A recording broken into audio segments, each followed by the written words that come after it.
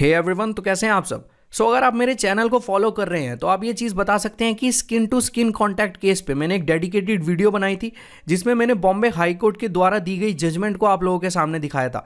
देखिए, Bombay high court की ये जजमेंट काफ़ी क्रिटिसाइज की गई ऑल ओवर इंडिया। बहुत से लोग, काफ़ी सारी ऑर्गेनाइजेशंस ये कह रही थी कि जुडिशरी की ये जजमेंट काफ़ी अनयूजुअल है।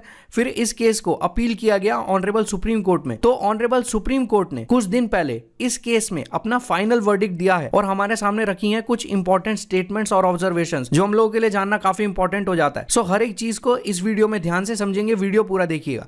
देखिए, सबसे पहले इस केस का नाम जान लेते हैं। आप देख सकते हैं, जब इस केस को बॉम्बे हाई कोर्ट में फाइल किया गया था तब इस केस का नाम था सतीश रगड़े वर्सेस स्टेट ऑफ महाराष्ट्र। लेकिन जब इस केस को अपील किया गया ऑनरेबल सुप्रीम कोर्ट में तो इस केस का नाम हो गया attorney general for India versus Satish and other 2021। देखिए, अटॉर्नी जनरल यहाँ पे एग्जिस्टेंस में इसलिए आए क्योंकि अटॉर्नी जनरल उन कुछ लोगों में से थे जिन्होंने इस केस को फाइल किया था, इस केस को अपील किया था ऑनरेबल सुप्रीम कोर्ट में। सुप्रीम कोर्ट की फाइनल वर्डिक्ट को डिस्कस करने से पहले हमें यह चीज जाननी पड़ेगी कि जो प्रीवियस जजमेंट रही है हाई कोर्ट ऑफ बॉम्बे की, वो क्या कहती है। देखिए, जो प्रीवियस जजमेंट हाई कोर्ट की रही है वो पास हुई थी ऑन 19 जनवरी 2021 को। इस वीडियो में बॉम्बे हाई कोर्ट की उस प्रीवियस जजमेंट को हम ब्रीफली डिस्कस करेंगे। लेकिन फिर भी अगर आप उस प्रीवियस जजमेंट के बारे में डीपली जानना चाहते हैं या आप उस जजमेंट के फैक्ट्स को यहाँ पे स्क्रैच से समझना चाहते हैं या आप ये जानना चाहते हैं कि इतनी कंट्रोवर्सी क्यों चल रही थी इस प्रीवियस हाई कोर्ट जजमेंट को लेके, तो आप मेरा ये वीडियो देख सकते हैं। इस वीडियो में मैंने हर एक एस्पेक्ट को डिटेल्ड में कवर किया है विद द इजी एक्सप्लेनेशन। इस वीडियो का लिंक आपको इस टाइम आई बटन में मिल जाएगा। खैर, अभी के लिए हम इस हाई कोर्ट की प्रीवियस जजमेंट को ब्रीफली डिस्कस कर लेते हैं। आप देख सकते हैं, बॉम्बे हाई कोर्ट की जो नागपुर बेंच है वो सिंपली ये कहती है कि जो सेक्सुअल असॉल्ट है जो कि कवर्ड है under section 7 of POCSO act में, वो सेक्सुअल असॉल्ट तभी माना जाएगा जब ऑफेंडर और विक्टिम का यहाँ पे स्किन टू स्किन कांटेक्ट होगा। मतलब ऑफेंडर की स्किन और विक्टिम की स्किन का जब यहाँ पे कांटेक्ट होगा और उस एक्ट में जब प्रेजेंट होगा सेक्सुअल इंटेंशन, तभी एक एक्ट फॉल करेगा under the category of sexual assault. देखिए, इस बॉम्बे हाई कोर्ट की जजमेंट को ऑल ओवर इंडिया बहुत क्रिटिसिज्म का सामना करना पड़ा था। उसी के बाद ये केस अपील हुआ था ऑनरेबल सुप्रीम कोर्ट में। सेक्शन 7 ऑफ पॉक्सो एक्ट 2012 इस केस में काफी इंपॉर्टेंट रोल प्ले करता है और बार बार इस सेक्शन की यहाँ मेंशनिंग की जाती है। तो जान लेते हैं सेक्शन 7 पॉक्सो एक्ट का कहता क्या है।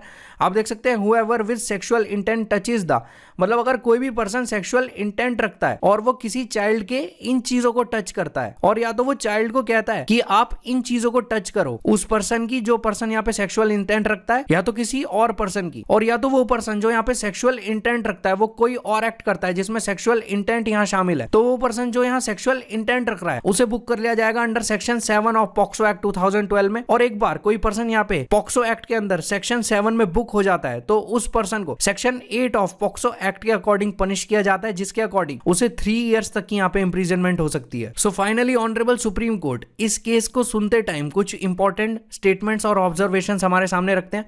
आप देख सकते हैं, honourable supreme court Bombay high court की जो प्रीवियस जजमेंट थी जो कहती थी कि स्किन टू स्किन कांटेक्ट होना जरूरी है एक सेक्सुअल असॉल्ट के कमिट को लेके, उस चीज को यहाँ पे सुप्रीम कोर्ट सेट असाइड कर देते हैं। मतलब जो जजमेंट यहाँ पे बॉम्बे हाई कोर्ट ने 19 जनवरी 2021 को दी थी जिसके अकॉर्डिंग ऑफेंडर और विक्टिम की स्किन से स्किन का कॉन्टैक्ट होना चाहिए, उस जजमेंट को सेट असाइड कर देते हैं यहाँ पे ऑनरेबल सुप्रीम कोर्ट। फाइनली 18 नवंबर 2021 को ऑनरेबल सुप्रीम कोर्ट अपनी जजमेंट प्रोनाउंस करते हैं।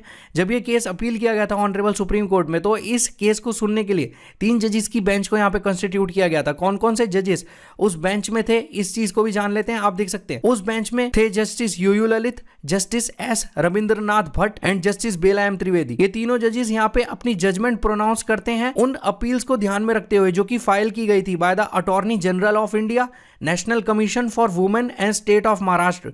मतलब attorney general of India, national commission for women और स्टेट ऑफ महाराष्ट्र ने अपील फाइल की थी ऑनरेबल सुप्रीम कोर्ट में प्रीवियस बॉम्बे हाई कोर्ट की जजमेंट के खिलाफ।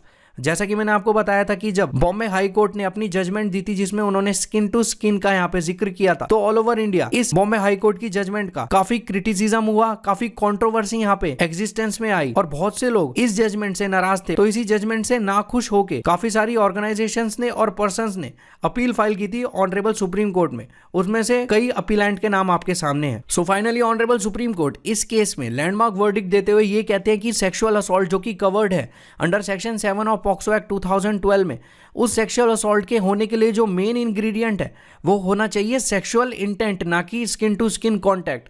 ऑनरेबल सुप्रीम कोर्ट का कहने का सिंपल मीनिंग यही है कि सेक्सुअल इंटेंट का होना जरूरी है सेक्सुअल असॉल्ट के लिए, ना कि स्किन टू स्किन कॉन्टैक्ट का। देखिए अगर हम दोनों कोर्ट्स के जो कि है यहाँ पे सुप्रीम कोर्ट ऑफ इंडिया और बॉम्बे हाई कोर्ट, अगर इन दोनों कोर्ट्स की जजमेंट को हम कंपेयर करते हैं तो जहाँ पे बॉम्बे हाई कोर्ट ये कह रहे थे कि स्किन टू स्किन कॉन्टैक्ट होना जरूरी है तभी एक सेक्सुअल असॉल्ट कमिट हो सकता है, वहीं पे ऑनरेबल सुप्रीम कोर्ट ये कहते हैं कि सेक्सुअल इंटेंट होना चाहिए तभी एक सेक्सुअल असॉल्ट यहाँ पे माना जाएगा। ऑनरेबल सुप्रीम कोर्ट कहीं ना कहीं यहाँ ये चीज भी इंडिकेट करते हैं कि सेक्सुअल इंटेंशन से किया गया कोई भी एक्ट सेक्सुअल असॉल्ट माना जाएगा, ये कहना था यहाँ ऑनरेबल सुप्रीम कोर्ट का। सो फर्क नहीं पड़ता यहाँ स्किन टू स्किन कॉन्टैक्ट हुआ है, मतलब ऑफेंडर और विक्टिम की स्किन का यहाँ पे कॉन्टैक्ट हुआ भी हो या ना हुआ हो, अगर कोई भी एक्ट यहाँ पे सेक्सुअल इंटेंशन के साथ किया जाएगा किसी चाइल्ड के ऊपर तो वो पर्सन बुक होगा अंडर पॉक्सो एक्ट और उस पर्सन पे चार्जेस लगाए जाएंगे अकॉर्डिंग टू पॉक्सो एक्ट, ये कहना था यहाँ ऑनरेबल सुप्रीम कोर्ट का। सो अपनी जजमेंट को फर्दर प्रोसीड करते हुए ऑनरेबल सुप्रीम कोर्ट ये कहते हैं कि रेस्ट्रिक्टिंग टच और फिजिकल कॉन्टैक्ट, जिसके बारे में यहाँ सेक्शन 7 बात करता है, ये दोनों चीजें हैं एब्सर्ड। देखिए एब्सर्ड का मीनिंग होता है इलॉजिकल। अब आप लोग पूछेंगे ये दोनों चीजें इलॉजिकल कैसे हो गई। सो ऑनरेबल सुप्रीम कोर्ट का ये चीज के कहने के पीछे का सिंपली इंटेंशन यही था, पर्टिकुलरली जब एक सेक्सुअल ऑफेंस का सामना एक चाइल्ड को करना पड़ता है तो फर्क नहीं पड़ता उस असॉल्ट में, उस एक्ट में फिजिकल कॉन्टैक्ट या टच शामिल है या नहीं, कि अगर एक एक्ट सेक्सुअल इंटेंशन के साथ किया जा रहा है तो वो कंसीडर होगा सेक्सुअल असॉल्ट। सो ऑनरेबल सुप्रीम कोर्ट यहाँ पे स्किन टू स्किन कॉन्टैक्ट पे ज्यादा जोर ना देते हुए ये कहते हैं कि अगर कोई भी एक्ट सेक्सुअल इंटेंशन के साथ किया जाएगा तो उस सेक्सुअल एक्ट को जो कि इंटेंशन के साथ किया जा रहा है उसको कंसीडर किया जाएगा एज सेक्सुअल असॉल्ट। सो आज का ये जो हमारा केस था वो रिसेंट होने के साथ साथ काफी इंपॉर्टेंट लैंडमार्क जजमेंट थी ऑनरेबल सुप्रीम कोर्ट की। सो मुझे उम्मीद है आज की वीडियो आपको अच्छी लगी होगी, जिस इन्फॉर्मेशन को आप यहाँ गैदर करने आए होंगे वो आपको मिली होगी। Have a great day.